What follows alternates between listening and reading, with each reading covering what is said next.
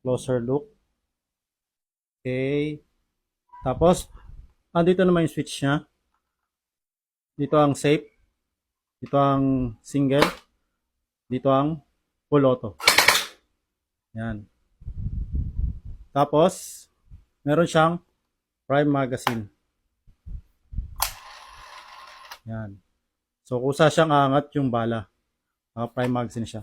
Then, adjustable yung buttstock. Dito nilalagay yung battery.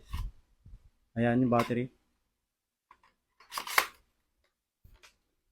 So, paano nga ba ito mga order? So, may ilalagay ako ditong playlist. Yan. Order here. Nylon. Yan sa pinakababa ng video. Then, i-click nyo lang yon. Yung pinakaunang video, nandun yung link. Click nyo lang yung yellow basket doon.